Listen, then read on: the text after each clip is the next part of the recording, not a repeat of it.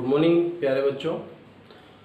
Biology 12th class में आज जो लेसन कंटिन्यू चल रहा है परागण निषेचन और भ्रूणीय विकास, ये जो हमारा चैप्टर नंबर हमने स्टार्ट कर दिया है 3rd 12th बायो में, ठीक है। तो इसमें हम पढ़ रहे थे कि स्वपरागण और परपरागण दो प्रकार का होता है।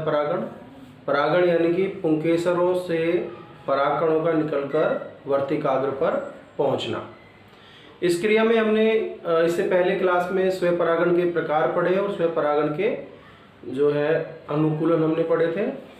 आज हम पढ़ने वाले हैं परपरागण यानी कि क्रॉस पॉलिनेशन। तो परपरागण का मतलब है कि दो पौधे हैं, ठीक है, दो समान जातियों के पौधों के मध्य होने वाला परागण, यानी दो पौधे हैं एक ही जाति के, अगर उनके पुष्पों के मध्य परागण की क्रिया होती है तो इसे हम परपरागण बोलते हैं। और परपरागण के लिए भी कुछ अनुकूलन होते हैं। परपरागण हेतु अनुकूलन यानी कौन सी ऐसी दशाएं हैं, कौन सी ऐसी स्थितियां हैं जो परपरागण को पौधे को परपरागण करने के लिए प्रेरित करती हैं। तो उसमें सबसे पहला जो अनुकूलन है वो है एक लिंगता।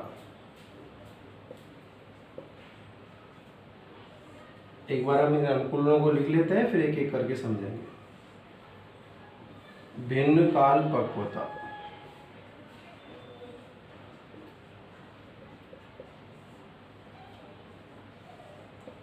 स्वबंध्यता,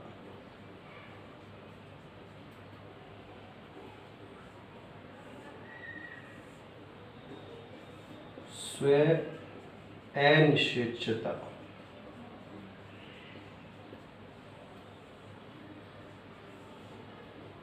विषम वर्तिकात्व।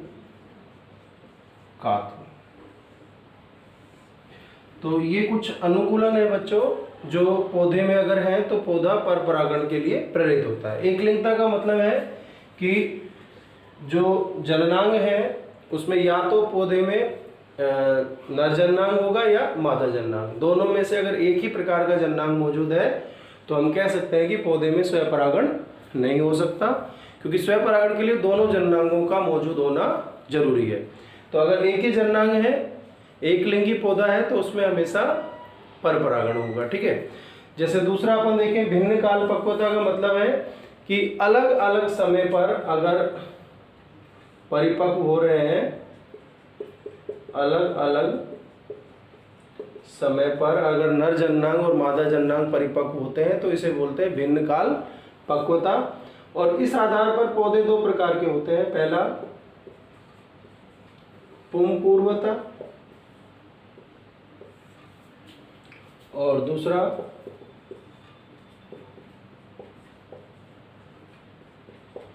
स्त्री पूर्वता। अगर पुंकेसर पहले परिपक्व हो जाए, पुंकेसर अगर पहले परिपक्व हो जाए, पुंकेसर पहले परिपक्व हो जाए स्त्री केसर से, तो इस स्थिति को बोलते हैं पुंपूर्वता। और अगर स्त्री केसर पहले परिपक्व हो जाए तो इस स्थिति को बोलते हैं स्त्री पूर्वता। दोनों ही स्थिति में उनमें स्वपरागण नहीं हो पाएगा, क्योंकि समान समय पर दोनों जो युग्मक हैं वो अवेलेबल नहीं हो पाएंगे, इसलिए इनमें परपरागण होगा। तीसरा जो है स्वबंध्यता। कई बार क्या होता है कि परागकण वर्तिकाग्र पर, उसी पौधे के पुष्प के वर्तिकाग्र पर पहुंच तो जाते हैं लेकिन अंकुरित नहीं हो पाते, तो इस स्थिति को बोलते हैं स्वबंध्यता। यानी अपने परागकणों को अंकुरित करने के लिए ये एक तरह से बंधे हो चुके हैं और अगर इनमें अंकुरण नहीं होगा तो हम कहेंगे कि इनमें स्वपरागण नहीं हो सकता। तो इनमें भी क्या होता है, परपरागण। स्वबंधिता मतलब किसी पौधे के परागकण उसी पौधे के पुष्प के वर्तिकाग्र पर पहुंच तो जाते हैं लेकिन अंकुरित नहीं हो पाते, तो इस स्थिति को क्या बोलेंगे, स्वबंधिता। चौथा अनुकूलन है स्व अनिषेच्यता। स्व अनिषेच्यता का मतलब है कि कई बार उस पुष्प की बनावट ऐसी हो जाती है कि उसके परागकण चाहकर भी वर्तिकाग्र पर नहीं पहुंच पाते हैं। जैसे आंख जो होता है, आंकड़ा, उसके पौधे में हम देखें तो परागकण एक थैली में बंद होते हैं जिसको पॉलिनिया कहते हैं, तो वो कभी भी उसके वर्तिकाग्र पर स्वयं नहीं पहुंच पाते हैं। कीट आता है, उन थैलियों को लेकर दूसरे पुष्प पर पहुंचता है, वहां पैरों को जब रगड़ता है तो थैलियां फटती है।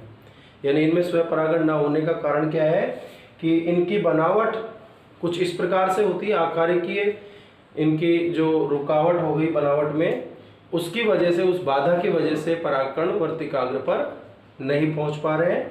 तो ये भी एक कारण हो सकता है कि इनमें स्वपरागण नहीं होने का, तो ये भी परपरागण को प्रेरित करता है।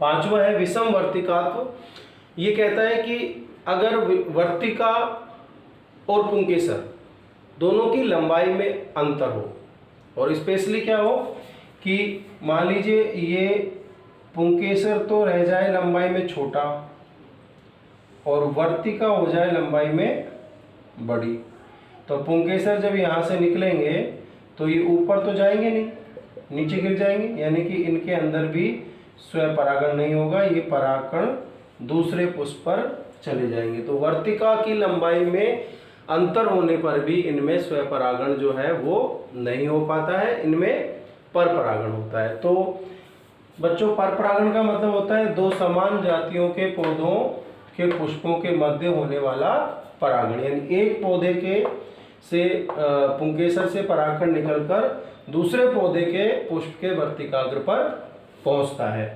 अब इसके लिए अनुकूलन कौन कौन से, एक लिंगता, यानी कि पौधों का एक लिंगी होना जरूरी है। जैसे हम बात करें पपीता जो है वो एक लिंगी पौधा है, इसलिए उसमें स्वपरागण नहीं होता, परपरागण होता है। भिन्न काल पक्वता, यानी कि इनमें क्या होता है कि स्त्री जननांग और जो नर जननांग है वो दोनों अलग अलग समय पर परिपक्व होते हैं, जिसके कारण इनमें स्वपरागण नहीं होता, परपरागण होता है। इसके दो प्रकार है, अगर पुंकेसर पहले परिपक्व हो जाए स्त्री केसर से तो पुंपुरुता, अगर स्त्री केसर पहले परिपक्व हो जाए पुंकेसर से तो स्त्री पुरुता कहते हैं इसको। स्वबंधिता यानी परागकण इसी पुष्प के वर्तिकाग्र पर पहुंच तो जाते हैं लेकिन अंकुरित नहीं हो पाते, स्वबंधिता कहेंगे। अगला है स्वनिश्चेचता, मतलब कि वो पहुंच ही नहीं पाते हैं। कुछ आकारिकीय बनावट ऐसी होती है पुष्पों की कि परागकण जो है उसी पुष्प की वर्तिकाग्र पर नहीं पहुंच पाते हैं, तो इसे स्व अनिश्चेचता कह देते हैं।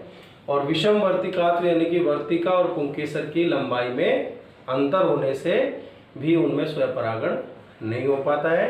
तो ये सारे जो कारक हैं ये परपरागण को प्रेरित करते हैं पौधे में और परपरागण के अनुकूलन कहलाते हैं।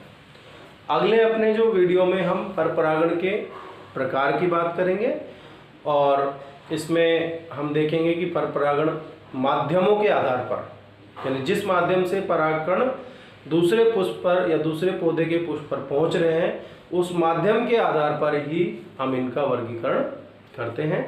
तो अपने वीडियो पर लगातार बने रहिए, घर में रहिए, सुरक्षित रहिए और पढ़ते रहिए।